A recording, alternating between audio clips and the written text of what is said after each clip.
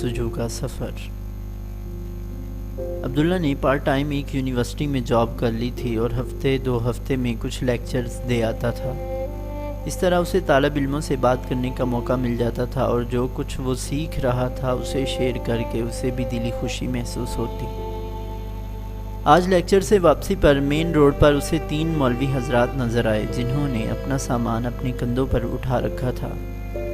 انہوں نے گاڑی کو لفٹ کا اشارہ دیا اور عبداللہ نے گاڑی روک لی۔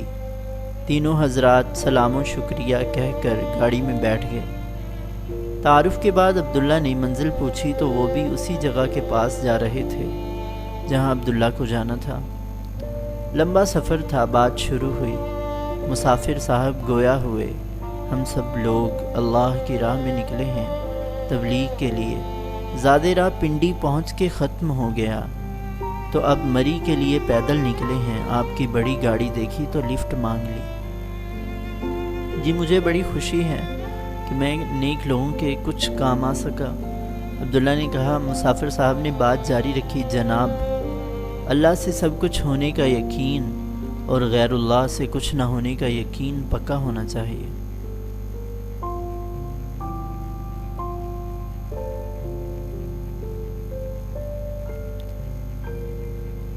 عبداللہ اس جملے سے بہت دیر تک محظوظ ہوتا رہا۔ وہ صاحب آگے بھی کچھ بولتے رہے مگر عبداللہ تو ابھی اسی جملے میں گم تھا۔ کیا بات کی ہے، یہ جملہ تو توحید کی جان ہے، عبداللہ نے دل میں سوچا۔ عبداللہ سوچنے لگا کہ روٹی کی طرح علم بھی رزق ہے جو پہنچ کے رہتا ہے۔ اللہ خوب جانتا ہے کہ کس طرح رزق دینا ہے، بالکل اسی طرح جیسے اسے پتہ ہے کہ کس طرح پیدا کرنا ہے۔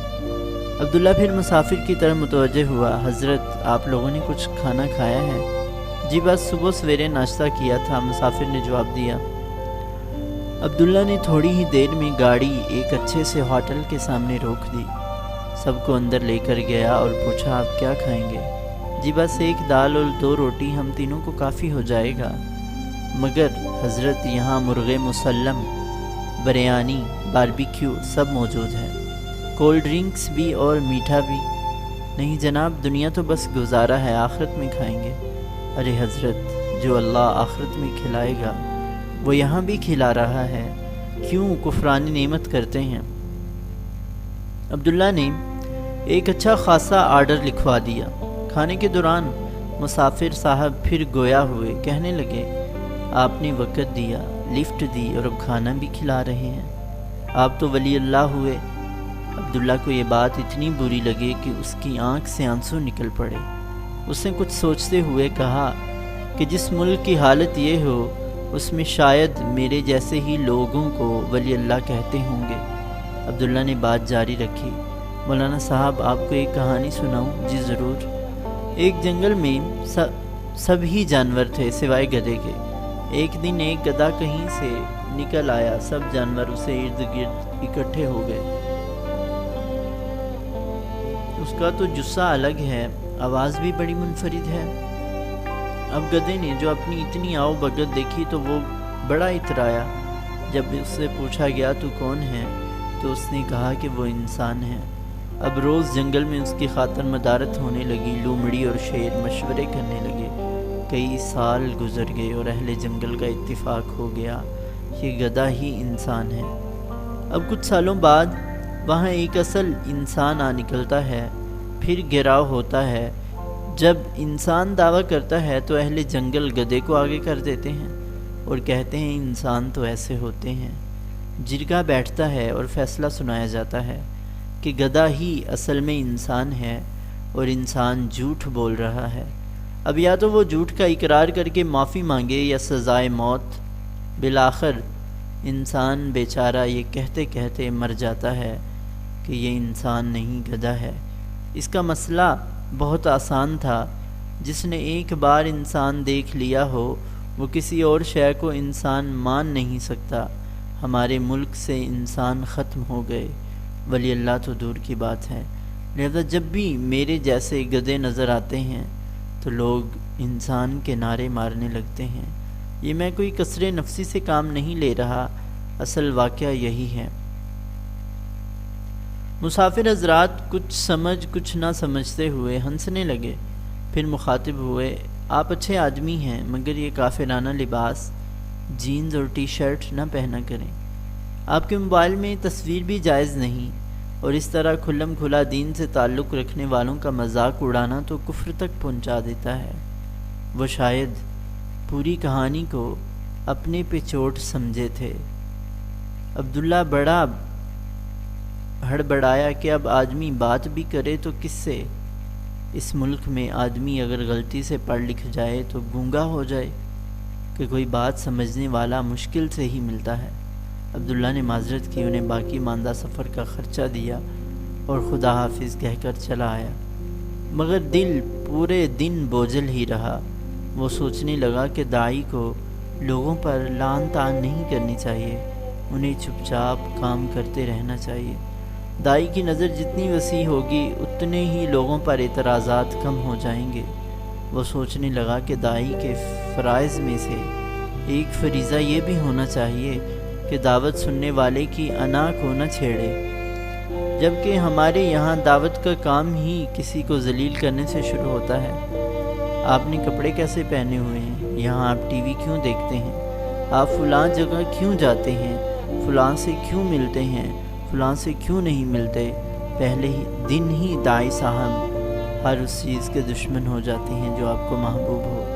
ارے بھائی، اسے بہتر محبت کا بتاؤ، اسے بہتر ذکر سکھاؤ، دل خود بخود اچھی چیزوں پر مائل ہو جائے گا۔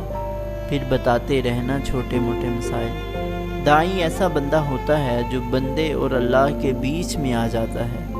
اب اگر غلط راستہ بتاؤ گے تو پوچھ تو تمہاری بھی ہوگی نا۔ اگر اجازت ملی تو میں صاف کہہ دوں گا کہ اللہ اس کے پاس آیا تھا تیرا پوچھنے، اس نے ٹرک کی لال بتی کے پیچھے لگا دیا۔ پتہ نہیں، ہر دینی آدمی کو مولانا کہنا تو ظلم ہوگا۔ ہر شخص جو داڑھی رکھ کے دین کی تبلیغ شروع کر دیتا ہے وہ مولوی تھوڑا ہی ہوتا ہے۔ مولوی کے لیے تو بڑا پڑھنا پڑتا ہے۔ ہاں، باتونی کہہ سکتے ہیں، تو ہر باتونی آدمی کو میری جینز سے ہی دشمنی کیوں ہوتی ہے؟ اور ایسا ہی کیوں ہے کہ ظاہری شکل و صورت کو باطنی پر ترجیح ہے؟ اللہ میاں ہمارے اندازوں سے کتنے مختلف ہیں۔ عبداللہ اپنی ذہنی رو میں بہتا ہی چلا گیا۔ مجھے ایسا لگتا ہے کہ قیامت کے روز بہت سے لوگوں کو سرپرائز ملے گا۔ بہت سی نیکیاں جنہیں وہ نیکیاں سمجھ رہے ہوں گے وہاں سرے سے شاید ہوں ہی نہیں، اور بہت سے گناہ شاید گناہ کے خانوں میں نہ ہوں، اور بہت سی نیکیاں شاید گناہ میں لکھ دی جائیں جو اللہ کے لیے نہیں ہوں، اور بہت سے گناہ شاید نیکیوں میں لکھ دیا جائیں۔ اللہ کی مرضی ہے، وہ دلوں کے بید جانتا ہے۔ اب اگر صحابہ کرام رضوان اللہ تعالی علیہم اجمعین سے غلطیاں سرزد نہ ہوتی تو سزائیں کسے ملتی؟ اور اگر شرعی حدود اس وقت نہ لگتی تو آج 1400 سال بعد کون لگاتا؟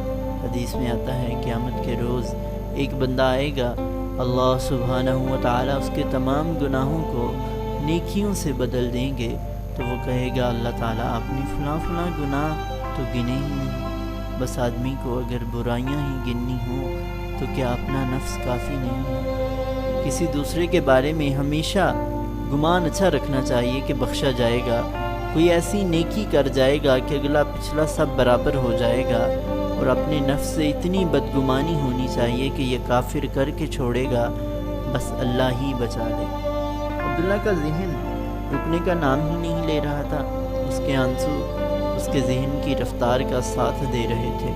وہ اپنے آپ کو ہی ملامت کر رہا تھا کہ اسے ان نیک آدمیوں سے سخت بات نہیں کرنی چاہیے تھی۔ ساری نیکی بھی برباد ہوئی، کاش خاموش رہتا۔ جب بولتا ہے کوئی نہ کوئی فساد کا سامان ہوتا ہے۔ اپنی ذات سے بڑا فتنہ دنیا میں کوئی نہیں ہوتا۔ آج عبداللہ کو اس بات کا مکمل یقین ہو گیا۔ عبداللہ نے آج تمام لوگوں کو صدق دل سے معاف کر دیا کہ دل صرف اللہ کی یاد کے لیے ہوتا ہے، نہ کہ اس لیے کہ لوگوں کی باتیں اس میں رکھی جائیں۔ عبداللہ آج پھر سراپائے دعا تھا۔ اے دعاؤں کو قبولیت بخشنے والے، یا انت ارحم الراحمین، اے ترس کھانے والوں میں سب سے زیادہ ترس کھانے والے اللہ، اے آسوں کے آس والے اللہ، اے عاصیوں کے آس والے اللہ، اے وہ اللہ جس سے سب کو آس ہوتی ہے، چرند پرند انسان ملائکہ اور جن سب کی نظریں سب کی آس صرف تجھی پہ ہی آ کے رکتی ہیں۔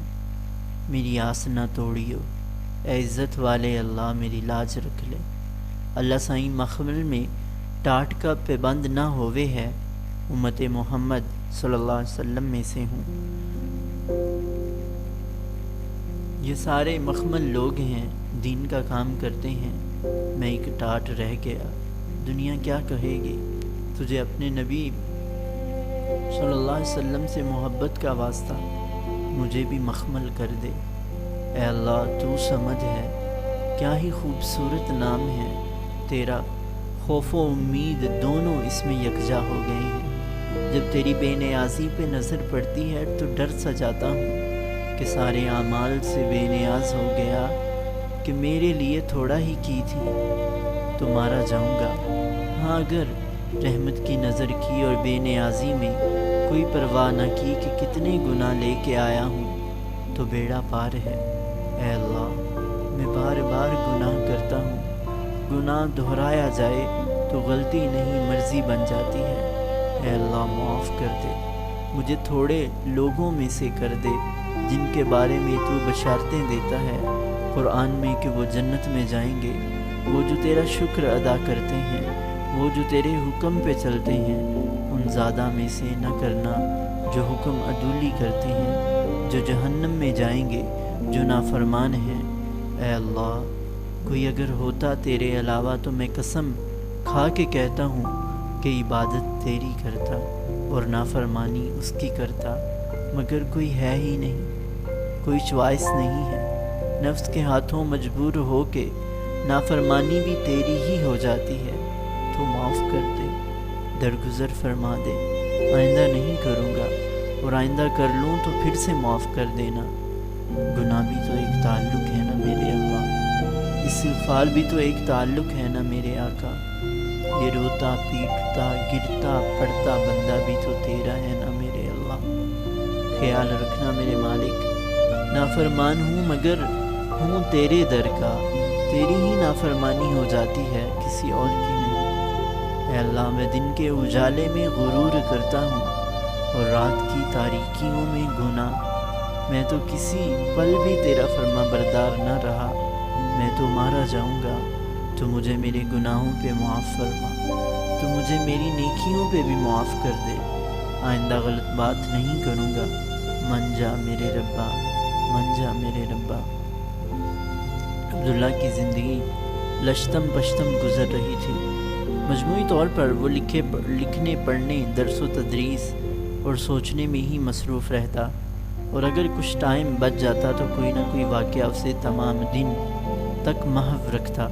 عبداللہ کو ملک کی سب سے بڑی ڈیفنس یونیورسٹی سے ایک بہت اہم کورس کرنے کا دعوت نامہ ملا، جسے اس نے بخوشی قبول کر لیا۔ کچھ ہی ہفتوں کے اس کورس میں عبداللہ کو ملک کی تمام دفاعی تنصیبات دیکھنے کا موقع ملا، تمام دفاعی اداروں اور سول گورنمنٹ کے حکام سے ملا، چاروں وزرائے اعلیٰ سے ملاقات ہوئی اور وطنی عزیز کے تمام صوبوں اور قبائلی علاقہ جات میں رہنے کا موقع ملا۔ عبداللہ نے جتنا پاکستان کو ان چند ہفتوں میں جانا اتنا کبھی نہ جانا تھا۔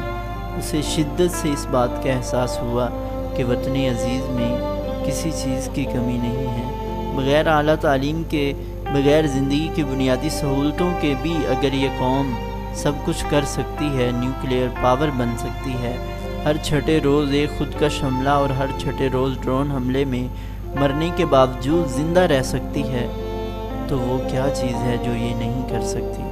اگر بندہ ہمت کرے، محنت کرے، تو نبوت کے علاوہ وہ کون سا ایسا مقام ہے جو حاصل نہ کیا جا سکے؟ سپر پاور بننے سے خدا کی ولایت اور دوستی تک سب ہمت و امید کے ہی تو مرہون منت ہیں، اور سب سے بڑا ظلم جو اس قوم پر ہوا وہ امید کی غربت ہے، نا امیدی کا یقین ہے، اندھیرے کی نوید ہے جو ہمارے ٹی وی چینلز ہمارے جوانوں کی رگوں میں ہر روز نشے کی طرح اتار رہے ہیں۔ پہلے کوئی سوچتا تھا ایسے بولیں گے تو کیا کہے گا، جب سے میڈیا آزاد ہوا ہے وہ کوئی بھی مر گئی۔ ہمارے ملک میں لوگ زندگی کے خواب دیکھتے ہیں، باہر والے خوابوں کی زندگی گزارتے ہیں، اور اب تو خواب دیکھنے والے بھی کم ہی رہ گئے ہیں۔ مہنگے خواب دیکھنے کے لیے آنکھیں بیچنا پڑتی ہیں، دن رات ایک کرنے پڑتے ہیں۔ پتا ماری کی محنت ہوتی ہے، مگر جو لوگ ہمت نہیں کرتے وہ پھر کرامات معجزات کا انتظار کرتے ہیں، اور انتظار کرتے کرتے فنا ہو جاتے ہیں۔ عبداللہ آج سوچنے لگا، ہمارا ملک، ہمارے معاشرے کا اگر کوئی تجزیہ کرے یا تاریخ لکھے، وہ کیا لکھے گا؟ شاید وہ لکھے گا یہ ایک ایسا معاشرہ تھا جس میں تری باقی تھی، جس میں ایمان کی رمق موجود تھی، جس میں دین کی چنگاری پنہاں تھی۔ ایک ایسی قوم تھی جو روز مرتی تھی مگر جینا نہیں چھوڑتی تھی، جو لٹانے پہ آئے تو سب کچھ لٹا دیتی تھی، جو جیتتی تھی تو بچوں کی طرح گلیوں میں آ جاتی تھی، جو ناچتی تھی تو موسم بدل دیتی تھی، اور جب روتی تھی تو آسمانوں کو رلا دیتی تھی۔ مگر ایک قوم ایسی جس میں شدت تھی، محبت میں بھی اور نفرت میں بھی، جس کو کچھ دینے اور سب کچھ دینے کا فن آتا تھا، جس کے بچے کانے اور تختی سے پڑھ کے نکلے اور ایٹم بم بنا ڈالا، جو بغیر چھت کے سو جاتی تھی، جو بنا پیے بھی سیراب تھی، اور جو ایک بار ٹھان لے اس کو پورا کرنے میں پوری کائنات اس کا ساتھ دیتی تھی۔ مگر اس قوم کو اپنی قوت کا اندازہ ہی نہ ہوا، اسے معلوم ہی نہ ہو سکا کہ وہ کس خمیر کی مٹی سے بنی ہے۔ اس کو لوگوں نے، لیڈروں نے اپنی اپنی منشا کے مطابق بانٹا اور تقسیم کیا۔ اس نے اپنے محسنوں کو بلا دیا اور نجات دہندہ کو رد کر دیا۔ اس نے اپنے دین کو بلا دیا، اپنے ایمان کو بیچ دیا، اپنے اوپر پڑھنا لکھنا سچ بولنا حرام کر لیا۔ پاکستانی بھی عجیب قوم ہے، یہ بیک وقت ظالم بھی ہے اور مظلوم بھی۔ ہر شخص اپنے پہ ہونے والے مظالم کی داستان سناتا ہے، مگر جہاں موقع ملتا ہے اپنے سے کمزور کو پیس دیتا ہے اور کوئی رعایت نہیں چھوڑتا۔ پردے کے ہلنے سے ڈرنے والا مسلمان اللہ سے نہیں ڈرتا۔ اور اس ملک میں لوڈ شیڈنگ بھی بہت ہے، صرف بجلی کی ہی نہیں، بلب بجھ گئے ہیں، خانقاہوں میں چراغ بھی بجھ گئے ہیں، مسجدوں کی رونق بھی بجھ گئی ہے، بچوں کے چہرے بھی بجھ گئے ہیں، امیدوں کی شمع بھی گل ہو گئی ہیں، ستاروں کی چمک بھی ماند پڑ گئی ہے، چاند کا حسن بھی زائل ہو گیا ہے، منبر و محراب بھی خاموش ہیں، الغرض نصیبوں کی لوڈ شیڈنگ ہو گئی ہے۔ یہ قوم علم سے ایسے متنفر ہوئی، ایسی بے توفیق ہوئی کہ کوئی مہینے میں 5000 صفحات بھی نہیں پڑھتا۔ صرف وہ علم حاصل کرنا چاہتی ہے جس سے پیسہ کما سکے، معاشی حیوان بن جائے، مگر کاش پیسہ ہی کما لیا ہوتا، وہ بھی کہاں کمائے۔ مورخ لکھے گا، جس قوم کو اپنے پیچھے ادارے، افراد اور منصوبے چھوڑ کے جانے تھے، وہ پلاٹس اور شاپنگ پلازے چھوڑ گئے۔ مورخ لکھے گا، جس قوم نے روٹی اس لیے کھانی تھی کہ رزاق کا شکر ادا کر سکے، روٹی اس قوم کو کھا گئی۔ مورخ لکھے گا، ایک ایسی قوم تھی جو فطرت سے ٹکرا گئی اور پھر فطرت نے اسے پچھاڑ دیا۔ مورخ لکھے گا، جتنا چھپا کے گناہ کرتی تھی اتنا چھپا کے نیکیاں کر گئی ہوتی تو سرخرو ہو جاتی۔ اور شاید یہ بھی لکھے کہ جس اسلام کے نام پر ملک لیا، اسی اسلام کو اسی ملک میں سب سے زیادہ نظر انداز کیا۔ ایک ایسی قوم جسے غلامی سے عشق تھا، جس نے پلاننگ کا سارا کام اپنے آقاؤں کے سپرد کر دیا تھا کہ غلام پلاننگ تھوڑا ہی کرتا ہے، جس کا ریشہ ریشہ غلام تھا، جسے غلامی اچھی لگنے لگی تھی، جسے غلامی سے محبت ہو گئی تھی، جس کی رگ و پے میں غلامی سرایت کر گئی تھی، جس کا مزاج غلامانہ بن گیا تھا، جہاں غلامی کے بغیر جینا مشکل تھا، جہاں آزاد بندوں